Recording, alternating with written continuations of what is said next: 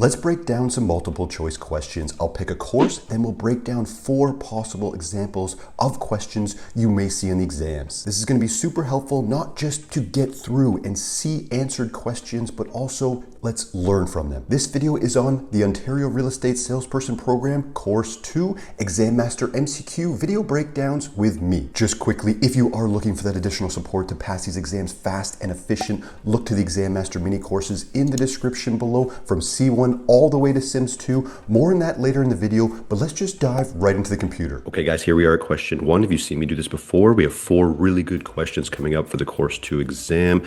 Just basically, we're going to read them and break them down. I've done these before. They are really good. People love them. I have a lot of notes this time, which a lot of people love. So basically, we'll break these down and we'll even review a little bit of a note. But top left, deep breath. 1. A client is reviewing a buyer representation agreement, BRA, and notices this section referring to consumer reports. Which statement best reflects the purpose and application of the consumer reports provision? Okay, perfect. And this question could be coming up in the Course 2 exam, even multiple times. So you just got to really know what this consumer report provision is. Over to A consumer report must always be obtained before entering into a BRA, and the buyer must provide full authorization before any property showings occur. Okay, a consumer report is not mandatory for creating a BRA, right? So it is provision within the BRA.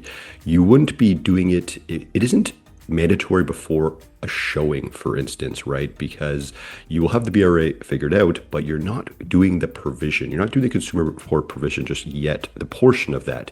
And if you don't know what that means, we're going to go over a note as well. On to B, consumer reports can be used for mortgage approvals. However, they cannot be involved in tenancy situations. Okay, again, on anything you don't know, even if you didn't know on this, you got to just leave it hovered over. Leave the cursor hovered over anything you're not sure about. Let's say, for instance, we're not sure about B, but still read C. Only the listing brokerage may request a consumer report after an APS, agreement of purchase and sale, is fully accepted by both parties. Okay, consumer reports are on the BRA side, right? The buyer representation agreements, they relate to the buyer's brokerage, not the listing brokerage, and consumer reports may be relevant earlier, of course, pre-approvals, etc., like that. But let's read D. A consumer report may be obtained or referred to when a client applies for mortgage financing or when credit information is needed for entering into or renewing a tenancy. Okay, interesting here. And I think if you follow along with what I've done, sometimes you'll have questions that come down to essentially 50-50. One is saying they cannot be involved in tenancy situations, and one is saying it can be involved in both, of course, because a mortgage is the buy side and tenancy is the lease side. So what's kind of interesting about this, and this is why you're here to watching this, when you get these questions, let's say this is going to happen to a lot of people. People who are watching this right now had no idea what a consumer report provision was. It's a fact. You've even went through the whole Course 2 and it just didn't click. It's a fact, and it can show up in an exam. So you don't even know. You're confused. You don't even know if this is right. You don't know if this is right. You don't know anything about it. But you found 2 contradicting answers. Now you know it's a 50-50, because they wouldn't put it like that if there wasn't. And that's how you can kind of look for these ways to beat these exams, by using the process of elimination if you don't know something, right? So if you follow my fundamentals in the Exam Master mini courses, always bookmark. If you get anything down to a 50-50, always bookmark it. You'll come down here, you'll press this button, this will turn to 1.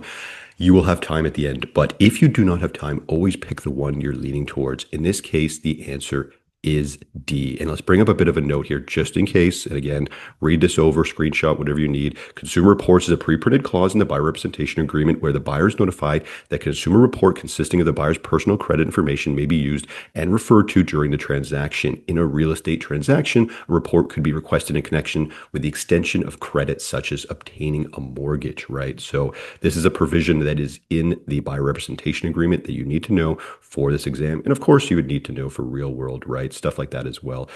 D, answer and move on to top left, deep breath. Nice short question. Sometimes you get these nice short ones. It feels good, but it doesn't mean that they're any easier. And I talk about this as well. A longer worded question means there's more information. Sometimes the shorter ones, they slip stuff by you. Okay. 2, what is the benefit of holding an open house for a seller client? Perfect. On to A, it attracts neighbors who could be interested in listing with you in the future. Okay. It helps generate foot traffic and allows the salesperson to highlight key features. All right. It is beneficial for the brokerage as it gets signs in the lawn and promotes business. It is mandatory to conduct open houses to comply with trust and the code of ethics. Okay, so what's going on here, eh? Like there's a lot of nice answers. Let's say we can eliminate D, right? An open house being mandatory is not a thing related to trust in the code of ethics. We know that. Okay, it's gone. It is, however, mandatory if you've put it in your buyer representation agreement. That's something we talk about in my other courses as well, but not for trust in the code of ethics. It's up to you whether you do an open house or not. And you talk to your seller client about that. But we now have three more possible answers here. What is it going to be? Okay, I'm going to bring up another note as well before I even answer this, and it relates to this. For the purposes of these exams, because you'll see questions like this, always think safest option for a client or most helpful option for a client. Although in real estate, real world, you might think if I run an open house that attracts neighbors, they might be interested in listing me in the future. You might think that, of course. The correct answer will always be the option that helps your clients the most.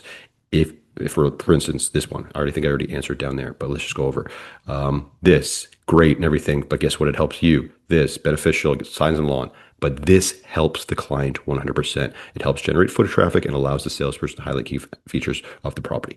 This would be the answer. And again, you'll get stuff like this. Always think safest option, most helpful for your client, not so much making you money, right? This whole program does not care about you making money. They care about you being safe and honest.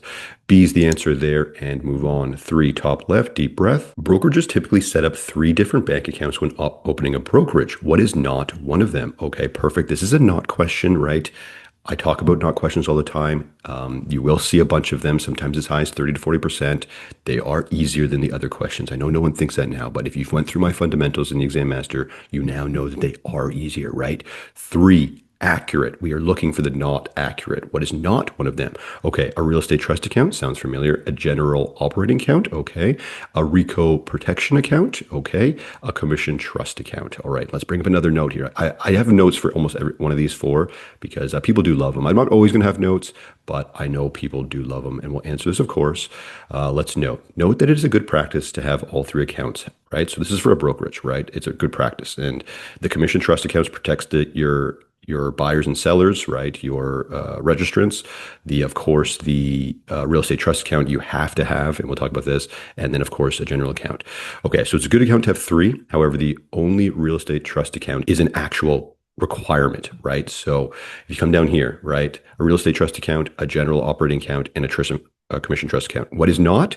A RICO protection account. This is just completely made up, right? So keep in mind though, yes, most have 3. You only actually need the 1 for the exam. So this could be tricky. When it comes to setting up bank accounts for a brokerage, there are guidelines related to how trust monies must be handled and maintained. Only a real estate trust account is a legislative requirement. However, all daily transactions outside of handling a consumer deposit, such as marketing, daily purposes, etc., like all the normal stuff, must be done by a separate account, such as a general operating account. Therefore, in theory, a brokerage must have at least 2 bank accounts. But just note, if it comes up in exams, only a real estate trust account is a legislative requirement. That's just a thing that can kind of trick people.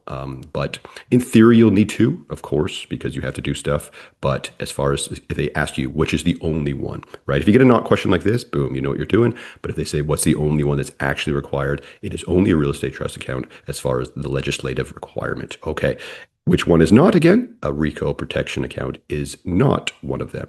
C, answer, and move on. 4, top left, deep breath. When analyzing a property's value within a neighborhood, which of the following best describes the principle of regression? Okay, and this is like just a phrase. People are like, well, I don't even really know what regression is. Like you're brand new into real estate. If you know it, you're banging it off right away. But I have to put these out here because I get people to reach out to me that don't know. It's a good question. On to A. A high-end luxury home located in a neighborhood of smaller, lower priced homes may experience a reduction in value due to surrounding properties being inferior. Okay, if we don't know, let's leave it hovered over to B. A smaller or less improved home increases in value because it is located among larger, more expensive homes. Okay. C, a property increases in value over time due to inflation and general marketing appreciation. Okay. D, a property decreases in value because of the deferred maintenance and physical depreciation. Okay, you're looking for regression. And again, if you don't know, this is why you're here. But this is the answer. The answer is A, but let's break them down. Why? B, a smaller or less improved home increases. This describes actually progression, right? So a smaller or less improved home increases in value because it's located among larger, more expensive houses. Progression, right? We're looking for regression. C, a property increases in value over time due to inflation and general market appreciation. This just relates to market appreciation. It basically says it in the answer, and D as well says it in the answer. A property decreases in value because of deferred maintenance. This just represents physical depreciation, right? The answer is, what you're looking for is regression, right? And let's bring up another note. I know people love them. Just so you quickly got it, a screenshot if needed. Progression occurs when a lower value property increases in value because it is located among higher value properties. Upward influence. Regression occurs when higher value properties decrease in value because it is located among lower value properties. Downward influence, right? Think better neighbors pull you up, right? They're increasing the value of their house, which increases your value. Worse neighbors don't mow their lawn, just terrible stuff, brings you down, right? Okay, answer there is A, and move on. Okay, guys, 4 really good questions there. We'll see you right at the computer. I really hope that helped, guys. And as mentioned, if you are looking for the additional support, look to the Exam Master mini courses in the description below. It's mini notes, mini quizzes, my exact fundamentals I used to pass all exams first try and in 4.5 months. And I also do video breakdowns of the 4 types of questions you may see in the exams. Those links in the description below are also value links for the time being for the YouTube family. I'll add that link to the exammaster.ca right here as well if needed. If you have any questions at all, DM, email, comment on this video. I get back to everyone. My name is Callum Moore, eXp Realty real estate broker here in Ontario. Thanks so much for watching, and we'll see you in the next one.